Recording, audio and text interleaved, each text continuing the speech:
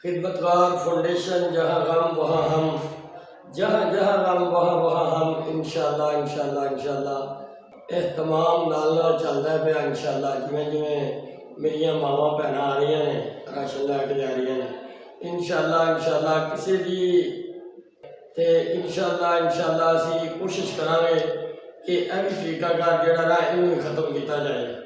असी जिन्ना साढ़े वास्ते साढ़े तक जिन्ना भेजे है असी उन्होंने जरूर आखांगे कि यह तरीकाकार जिहड़ा ना इनू खत्म किया जाए।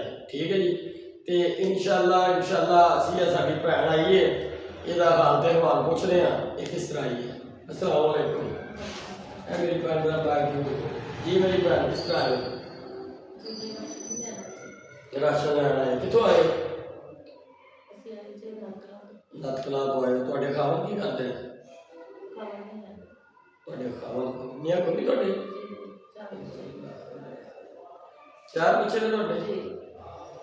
कितनियां बेटियां ने कितने बेटे हैं? चारों बेटे हैं। माशाअल्लाह माशाअल्लाह। अल्लाह पाक तुहाडे चौहां बेटियां नूं जिंदगी दे, तंदुरुस्ती दे। खावन नूं 4 साल हो गए फौत होए ने? अच्छा अच्छा। बच्चे पढ़ते हैं? बच्चे पढ़ते हैं। लो जी, ये राशन लैन आए ने, इन्हों के बच्चे जोड़े ने चारे अलहमदुलिल्लाह पढ़ते हैं।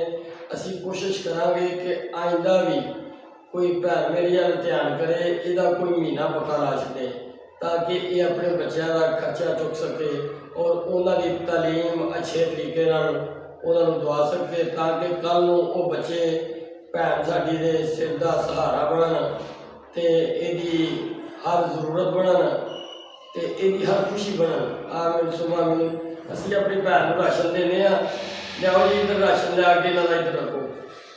असी अपनी भैन को राशन देने ते अल्लाह के हुक्म के नाल इंशाअल्लाह इंशाअल्लाह अल्लाह के फजल के नाल फिर भी जिमें भी इंशाअल्लाह आएगा उस हिसाब के नाल असी फिर भी अगे जिहड़ा आएगा उन्होंने अपने हिसाब के नाल तकसीम करांगे इंशाअल्लाह। लियाओ जी चावल वाला केड़ा जी? चावल वाला यह आ गया जी। साबुत मसर, चनिया की दाल, बेसन जी, चीनी जी, साबुन मुँह धोने वाला, बर्तन धोने वाला, यह चावल जी, यह आटा आ गया जी। यह मेरी भैन तुहाडा राशन है। ठीक है जी। अल्लाह पाक इजाज़त से तुहाडे नसीब करे, तुहाडे बच्चों के नसीब करे ते जिन्ना मेरी भैन ये इस्तेमाल किया, जिन्ना तुहाडे तक पहुँचाया उन्होंने हक में दुआ कर छो। अल्लाह पाक उन्होंने होर दे। आमीन आमीन आमीन।